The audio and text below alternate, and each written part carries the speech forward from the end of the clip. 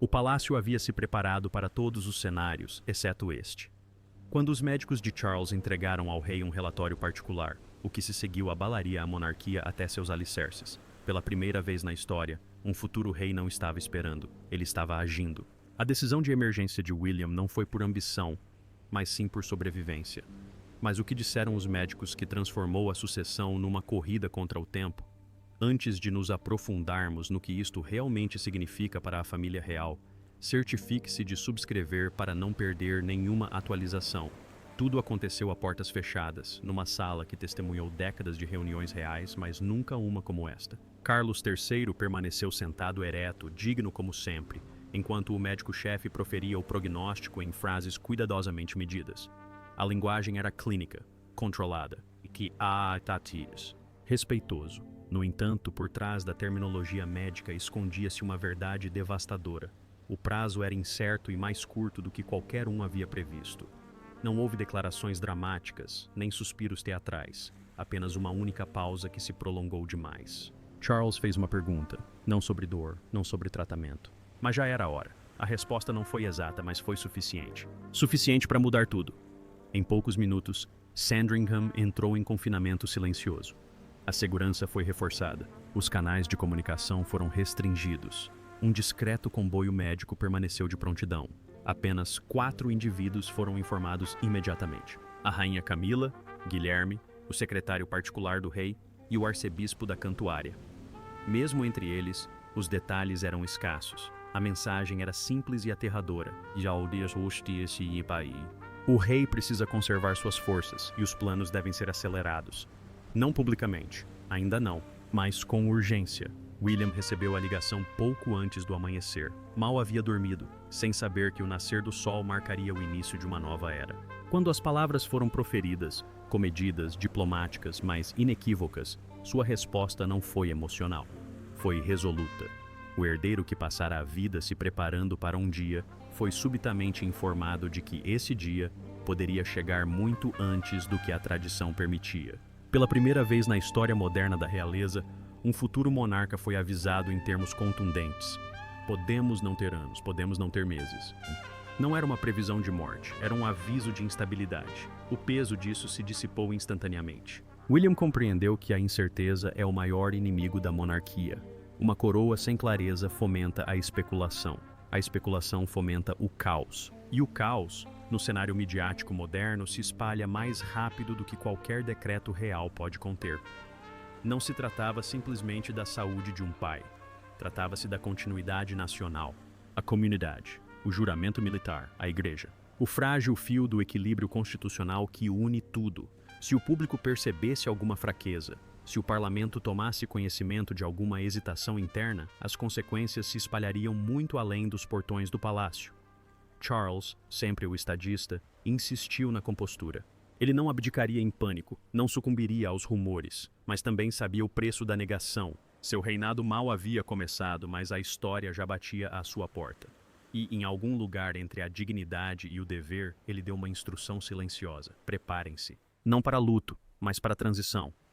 Com cuidado, em silêncio, de forma decisiva. William não discutiu. Ele não hesitou. Naquele momento frágil, a linha que separava filho e soberano se tornou tênue. E enquanto Charles lutava com a mortalidade, William começava a se preparar para a chegada da história, que ocorreria muito cedo. Antes do sol nascer, William já havia convocado seus conselheiros mais confiáveis. Sem cerimônia, sem câmeras. Não se tratava de tradição, mas sim de preservação. Com Charles em repouso sob observação médica, William elaborou um plano nunca antes considerado pela realeza, uma coroação sem morte. Nas horas seguintes à notícia do estado de saúde do pai, William não se deixou abater pela tristeza nem esperou por instruções. Agiu com precisão. Uma mensagem discreta foi enviada ao seu círculo íntimo, solicitando uma reunião imediata sob estrita confidencialidade. O local era secreto, a lista de participantes extremamente restrita. Os presentes compreendiam a magnitude da situação. Aquela não era uma sessão de planejamento, era uma sala de guerra. O que eles estavam prestes a pôr em prática nunca havia sido tentado na história moderna da realeza. A reunião começou com uma única frase de William: "A coroa não pode esperar." O que se seguiu foi sem precedentes. Transcrições vazadas posteriormente revelaram que o termo transição acelerada foi usado repetidamente. Os conselheiros debateram as implicações constitucionais, receosos de como o público poderia interpretar tal manobra. Seria realmente possível uma coroação ocorrer antes da morte de um monarca? Seria vista como um ato de ambição desmedida ou pragmático? O debate foi acirrado, mas Guilherme se destacou com um princípio fundamental: o dever acima da tradição. A monarquia, disse ele, não foi construída sobre o conforto, mas sim sobre a resistência. Se esperassem demais, o vácuo de silêncio poderia desestabilizar tudo o que a coroa representava. Equipes jurídicas foram acionadas discretamente e começaram imediatamente a redigir 2 conjuntos de documentos. Uma delas previa uma possível abdicação caso Charles se tornasse incapaz de exercer suas funções, e outra, um modelo semelhante ao da regência, que permitiria a William assumir a liderança pública sem desencadear uma crise constitucional. A logística era complexa. As linhas de sucessão precisavam permanecer ininterruptas. Os protocolos religiosos tiveram que ser modificados sob intenso sigilo. E talvez o mais importante, o parlamento ainda não podia saber. William não estava disposto a arriscar interferência política. Em sua visão, a legitimidade pública tinha que vir antes do envolvimento legislativo. Isso significava controlar a narrativa antes que ela os controlasse. Ele sabia que, no momento em que a mídia tomasse conhecimento do estado de saúde de Charles, as especulações se intensificariam, a monarquia perderia o controle. E uma vez perdido esse controle, não seria fácil recuperá-lo. Então ele tomou a decisão, garantiu a segurança da igreja, alertou parceiros importantes da Commonwealth extraoficialmente e preparou-se para o que seria chamado de coroação de emergência. A tensão pairava no ar enquanto as decisões eram finalizadas. Alguns assessores temiam, em particular, que fosse muito cedo para que o público visse aquilo como uma traição a um rei vivo. Mas William não estava focado na comoção pública, ele estava focado na estabilidade. A história, acreditava ele, entenderia. Eventualmente, e se não que assim seja, a coroa sobreviveria, mesmo que isso significasse usá-lo mais cedo do que jamais imaginara. Mas William não estava apenas planejando uma futura coroação, ele estava se preparando para assumir o trono antes de seu pai. Em uma câmara privada repleta de história, William fez o impensável, deu um passo à frente. Não como um filho, mas como um futuro soberano. E Charles, frágil, porém lúcido, não resistiu. O que se passou entre pai e filho foi mais do que aprovação, foi rendição. Mas o que forçou essa transferência de poder tão rapidamente? O encontro não foi anunciado, não foi registrado e foi inesquecível. Apenas o rei e seu herdeiro, unidos não por protocolo, mas pela realidade. 42 minutos a portas fechadas, sem assessores, sem transcrições, sem distrações. Apenas 2 homens encarando um futuro que nenhum dos dois esperava que chegasse tão cedo.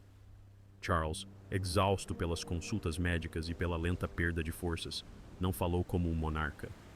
Falou como um homem confrontando o inevitável. Ele não se enfureceu, ele não implorou, ele simplesmente ouviu, e então ele o soltou. Sem assinatura, sem cerimônia. Mas com um aceno de cabeça e uma confirmação sussurrada, a maré virou. O poder não havia sido tomado. Ele havia sido cedido. Imediatamente, mudanças sutis começaram a se espalhar pelo palácio. Os funcionários foram instruídos a atualizar os títulos dos relatórios, dirigindo-se a William como diretor interino em documentos privados. Canais internos encaminharam informações confidenciais diretamente a ele. A mudança simbólica começou de forma discreta, mas inconfundível. William agora recebia as atualizações oficiais em primeira mão, ignorando o protocolo tradicional.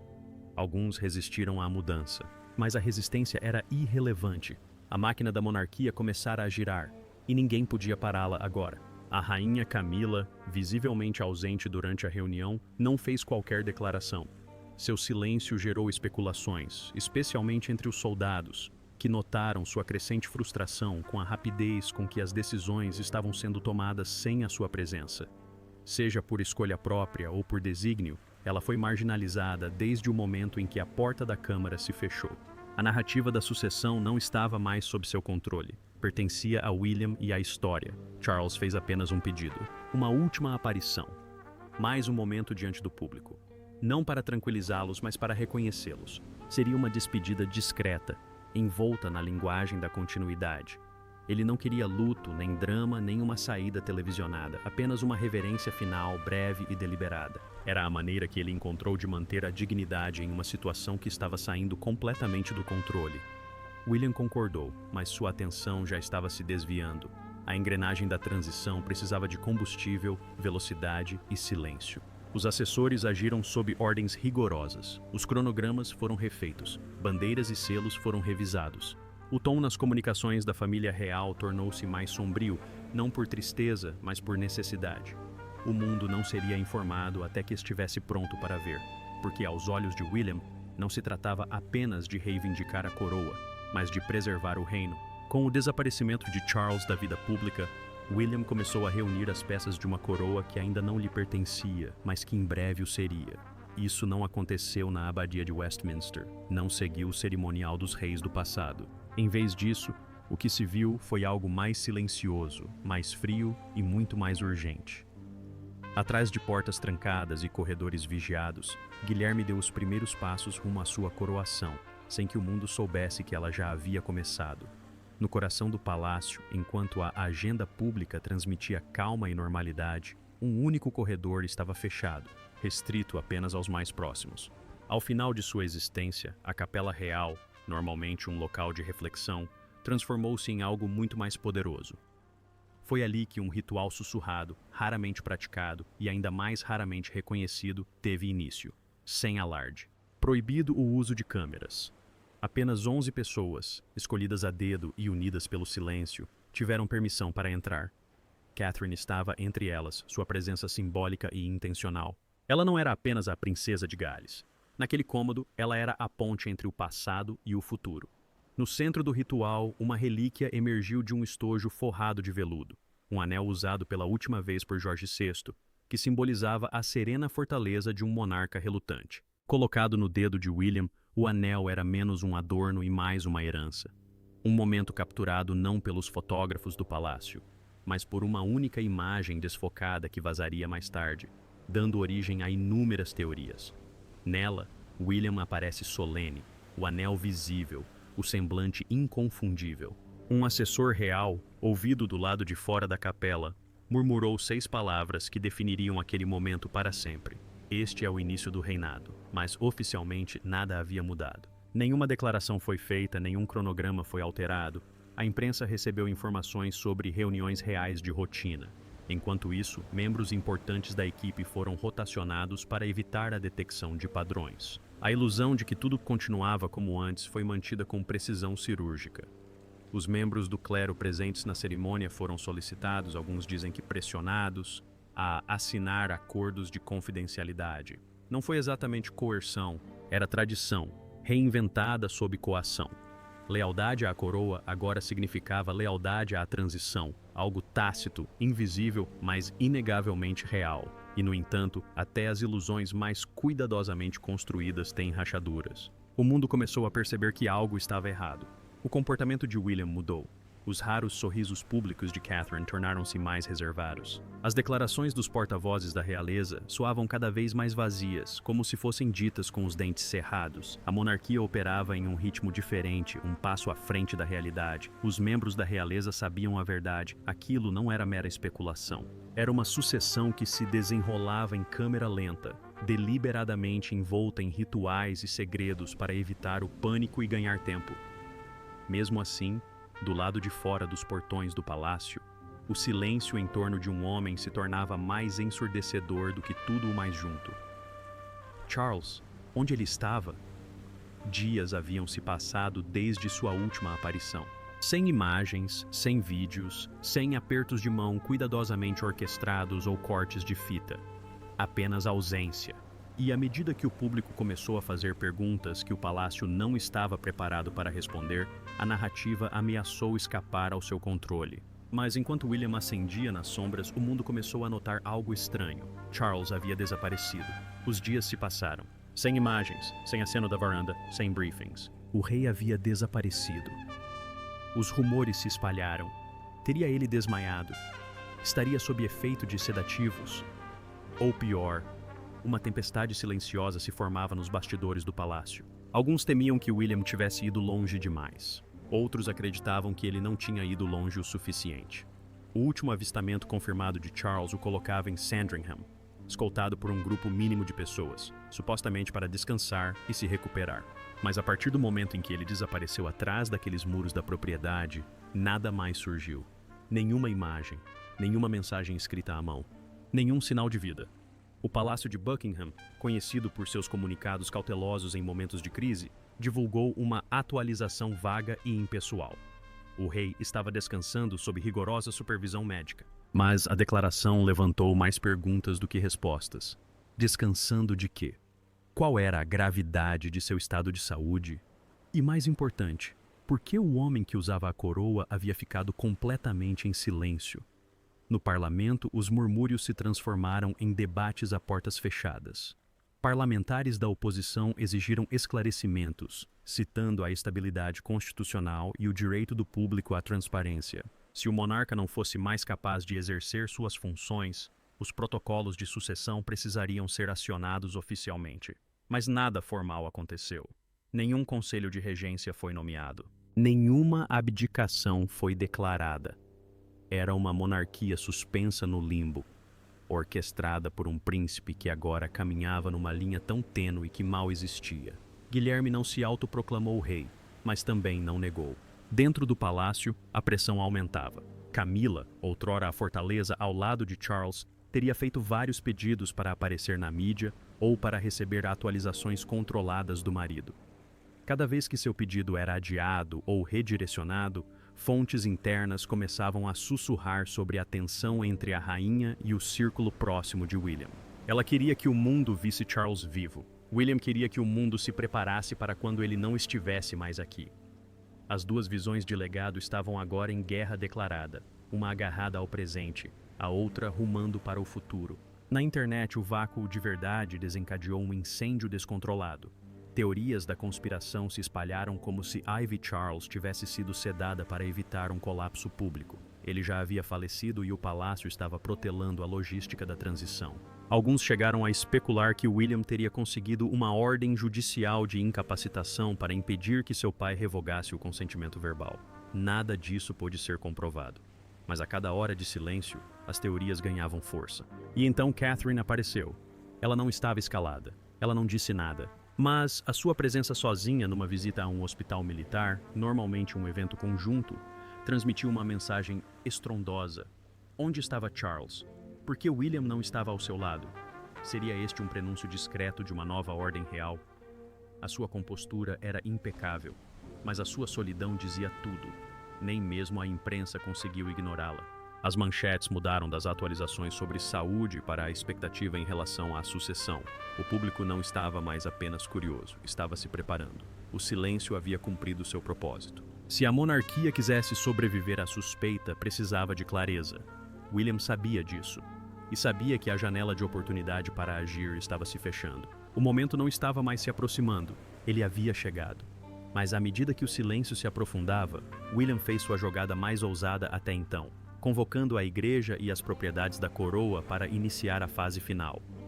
Nunca deveria ter acontecido assim, mas Guilherme tomou a decisão. Os preparativos para a coroação começaram, e desta vez não havia volta atrás. Em um momento de caos constitucional, a nação se viu preparando para a sucessão de um rei, enquanto o outro ainda reinava. O sinal foi enviado por um canal criptografado, usado apenas em tempos de transição de soberania. Alerta real interno de nível 5. Um comando operacional criado para ativar planos de contingência para uma mudança imediata de liderança. Mas isso não era um protocolo a seguir após uma morte, era uma estratégia ditada pela incerteza. William havia decidido que esperar não era mais uma opção. O país, a coroa e o próprio legado estavam à beira do colapso. E algo precisava mudar antes que toda a estrutura desmoronasse. Ele não estava assumindo o cargo por vontade própria. Ele estava intervindo porque acreditava que a monarquia não sobreviveria à alternativa. A Igreja da Inglaterra recebeu a primeira instrução: preparem os objetos sagrados. Garanta a segurança das insígnias da coroação. E faça isso sem chamar a atenção. O clero teve menos de 48 horas para se coordenar, mas não para anunciar. Por trás de antigas muralhas, os ensaios começaram sob o pretexto de reuniões de oração. O silêncio era imposto pelo medo, não pelo medo de Guilherme, mas pelo medo de a história se repetir. Uma coroa sem clareza convida ao caos. E William estava determinado a reivindicá-lo antes que o público exigisse saber por que isso ainda não havia acontecido. Simultaneamente, os canais militares entraram em ação. Avisos de prontidão operacional foram emitidos para unidades cerimoniais em todo o país. Não foi uma mobilização completa, mas foi o suficiente para levantar questionamentos. Pessoal-chave foi acionado. Uniformes foram preparados. Agendas liberadas. A movimentação foi sutil, mas deliberada. Nada dramático, apenas o suficiente para realizar uma coroação sem alertar a nação. Isso não era tradição. Era uma tomada de poder controlada, disfarçada de reverência. Dentro dos muros do palácio, os convites eram redigidos não para celebração, mas para controle. Os nomes foram selecionados, os participantes receberam informações, os locais foram visitados. No entanto, nada foi divulgado. Nenhum mensageiro foi enviado. O embargo não foi suspenso. A lista de convidados permaneceu congelada nos documentos de planejamento, enquanto a imprensa continuou impedida de entrar. Simultaneamente, editores de veículos de comunicação renomados foram convocados sob estrita confidencialidade. Não lhes foi contada toda a verdade, mas o suficiente. Preparem suas primeiras páginas. Arquivem suas retrospectivas sobre a realeza. A hora está próxima. Mas não publiquem. Ainda não. Surgiram rumores de um modelo paralelo de coroação. Primeiro entre os juristas, depois entre os mais próximos da coroa. Um modelo que não exigia uma morte, nem mesmo uma abdicação formal. Um modelo que usava o poder cerimonial para alternar a liderança pública, mantendo discretamente a soberania técnica. Advogados constitucionalistas debateram a legalidade, mas William não precisava de consenso. Ele precisava de ação, e agora essa ação havia começado. Tudo estava em movimento. O trono estava sendo desocupado, não pela força, mas pela inevitabilidade. O mundo ainda não sabia toda a verdade sobre o estado de saúde de Charles, mas estava prestes a saber algo muito mais imediato.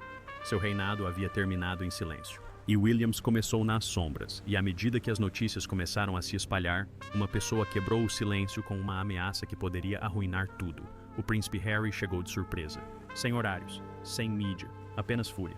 O retorno de Harry não teve a ver com luto, mas sim com poder.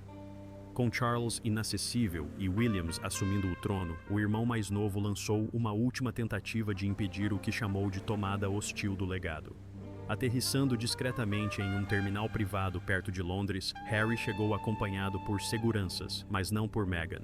Sua ausência foi ensurdecedora, interpretada por muitos como protesto ou proteção. De qualquer forma, era claro que Harry não estava ali para curar feridas antigas. Ele estava ali para reabri-las. Em poucas horas, sua equipe começou a vazar correspondências cuidadosamente selecionadas para jornalistas de confiança por e-mail, memorandos e anotações pessoais, destacando que Harry nunca havia sido formalmente informado sobre quaisquer planos de coroação. Ele pintou um quadro de exclusão, um ato deliberado de apagamento orquestrado por seu irmão. Sua mensagem era clara. Não se tratava apenas da coroa, mas de uma traição no mais alto nível. O confronto, quando finalmente aconteceu, era inevitável. Atrás dos portões de Clarence House, com o ar ainda pesado da última reunião de estratégia da família real, Harry e William ficaram frente a frente. O que se seguiu não foi uma reconciliação, mas sim um acerto de contas. Vozes se ergueram, acusações voaram. William manteve-se firme, a emoção contida sob a compostura. Harry, sem filtros e volátil, acusou-o de transformar a sucessão num golpe. Papai não está morto. Ele perdeu a paciência. Mas você está agindo como se ele nunca tivesse importado. William respondeu não com um pedido de desculpas, mas com silêncio. O silêncio de um homem que acreditava já ter vencido. A reunião durou menos de 1 hora, e ao terminar, Harry saiu furioso, visivelmente abalado, mas desafiador. Naquela mesma noite começaram a surgir rumores jurídicos. Segundo relatos, seus assessores estavam analisando documentos de medidas cautelares de emergência que poderiam impedir ou atrasar a coroação por motivos constitucionais. O argumento? Que qualquer transferência de poder sem o reconhecimento público ou parlamentar do estado de saúde do rei era ilegítima. Não se tratava apenas de imagem pública, era uma armadilha jurídica, e Harry tinha acabado de pisar nela. Enquanto a mídia se esforçava para interpretar o verdadeiro significado do retorno de Harry, fontes internas afirmavam que William se recusava a se encontrar com ele novamente. Ele fez a sua escolha, teria dito William. E eu também. Publicamente, o palácio permaneceu em silêncio. Mas nos bastidores do poder, a tensão era palpável. Dois irmãos, outrora símbolos de união, agora se apresentavam como forças opostas em uma monarquia que se desfazia por trás de cortinas douradas. Do lado de fora, a opinião pública se fragmentava. Alguns simpatizavam com Harry, considerando-o o único corajoso o suficiente para desafiar um sistema silencioso. Outros viram desespero. Uma tentativa de última hora de recuperar a relevância numa história que já havia seguido em frente sem ele. De qualquer forma, a situação havia mudado. Aquilo já não era apenas uma transição real. Era uma guerra civil pelo legado, e nenhum dos lados sairia ileso. Mas William, impassível à emoção ou à culpa, segue em frente, sabendo que o que viria a seguir o coroaria ou o destruiria. Mas não foi um dia de celebração. Foi um dia de acerto de contas. Enquanto a coroação de emergência se desenrolava, o mundo assistia com expectativa ansiosa. Nenhum rei jamais ascendeu ao trono dessa forma. E quando Guilherme assumiu a coroa, uma pergunta permanecia. A história chamaria isso de dever ou traição. Não houve procissão, nem multidão estrondosa, nem carruagem dourada deslizando pelas ruas. William entrou na capela não como um príncipe em exibição, mas como um comandante a caminho da guerra. A cerimônia foi despojada, deliberada, eficiente, simbólica. Cada detalhe fora escolhido com um único propósito: controle. Não haveria vazamentos, nem interrupções de última hora, nem chance de o caos interromper o que já havia começado por trás dos portões do palácio. Havia câmeras presentes, mas a transmissão ao vivo foi suspensa. Um atraso proposital. William não queria que o mundo assistisse a tudo acontecer em tempo real. Ele queria controlar como e quando seria visto. O clima lá dentro era tenso. As poucas testemunhas reunidas, membros do alto clero, assessores importantes e pessoas do círculo íntimo, compreendiam a importância do momento. Não se tratava apenas de uma coroação. Este foi um ato calculado de estabilidade em tempos de crise silenciosa. O cetro de Estado, o símbolo mais poderoso da autoridade real, permaneceu ao lado da coroa em silêncio. Nenhum discurso celebrou o legado. Não houve qualquer menção ao monarca que ainda vivia em reclusão. O nome de Carlos estava ausente da liturgia. Sua imagem foi removida da encenação. A mensagem era inequívoca. Não se tratava de uma transição de poder, mas sim de um recomeço. Catherine permaneceu ao lado de William durante todo o processo, desempenhando um papel silenciosamente crucial. Sua presença não era ornamental, era essencial. Ao colocar o manto sobre os ombros dele, ela não o fez apenas como esposa, mas como a ponte entre o que era e o que seria. Seu silêncio durante as semanas anteriores, suas aparições estratégicas e sua compostura inabalável culminaram agora em um gesto mais poderoso do que palavras. Ela não estava ao lado de um rei em espera. Ela estava ao lado do rei que a monarquia já havia aceitado. O momento final chegou. William deu um passo à frente e ergueu o cetro. Não lhe foi entregue, não lhe foi concedido, mas sim reivindicado. Nesse único ato, o passado foi rompido. A transição deixou de ser hipotética. Estava completa. Pela primeira vez em séculos, a coroa mudou de mãos sem morte, sem abdicação, sem anúncio. Só ação. A transmissão, quando finalmente foi ao ar, foi editada para garantir precisão. Cada fotograma foi aprimorado. Cada pausa foi medida. A reação do público foi imediata e dividida. Alguns a consideraram visionária. Outros, sacrilégio. Mas não importava. A coroa havia mudado de posição. A monarquia, gostasse o público ou não, tinha uma nova cara. Mas enquanto a nação se curvava perante um novo rei, o palácio ainda guardava um último segredo. Charles havia deixado algo para trás. 3 horas após a coroação, uma carta manuscrita assinada por Charles foi divulgada à imprensa. Nela, um pai fala com um filho, um rei com seu herdeiro. E em suas páginas, a verdade emerge não da traição, mas da resignação. De um homem que sabia que estava perdendo tempo e escolheu o legado em vez do ego. A carta chegou não pelos canais oficiais de comunicação do palácio, mas por uma fonte inesperada, o Arquivo Real. Acompanhava-a de um documento lacrado confirmando sua autenticidade e a total aprovação de Charles para sua divulgação. Numa era dominada por comunicados digitais e transmissões pré-gravadas, o impacto de uma carta manuscrita, tangível, vulnerável e assombrosamente definitiva, reverberou como um trovão em todas as redações e estúdios de televisão. Datada de apenas 2 dias antes da coroação de emergência, a carta foi escrita pela própria mão de Charles, firme, porém crua, repleta de tristeza e uma clareza impressionante. Não havia defesas, nem amargura, nem apego ao poder, apenas confissão e uma silenciosa rendição ao inevitável. A carta começava com o reconhecimento da verdade que o palácio se recusara a confirmar. Sim, o rei havia sido diagnosticado. Sim, a condição era grave. E sim, seu tempo como monarca em exercício havia terminado muito antes de o público ser informado. Mas além da doença, Charles confessou algo que poucos esperavam. Ele havia percebido a mudança em William muito antes de os médicos lhe darem o prognóstico. A maneira como seu filho carregou o fardo, tomou decisões em silêncio e manteve a instituição unida em meio ao crescente vazio. Nas palavras de Charles, há uma diferença entre esperar para liderar e estar pronto para liderar. Meu filho havia se tornado o segundo. E eu, o primeiro. Não havia bajulação, nem linguagem cerimonial, apenas a voz de um pai, desprovida de coroa e título. Ele admitiu que a pressão para se manter no poder, para parecer forte, o havia cegado para o que a monarquia mais precisava, continuidade sem colapso.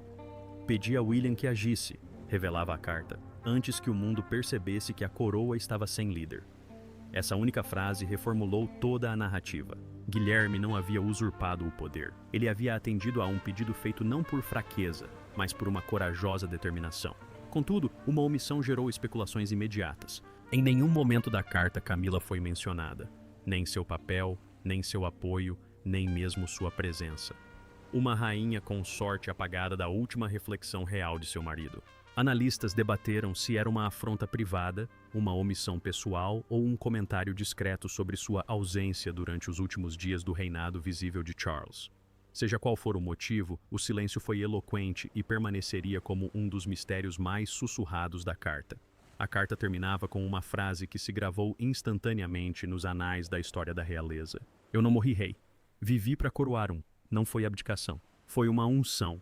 Um ato final de responsabilidade que desafiou séculos de tradição.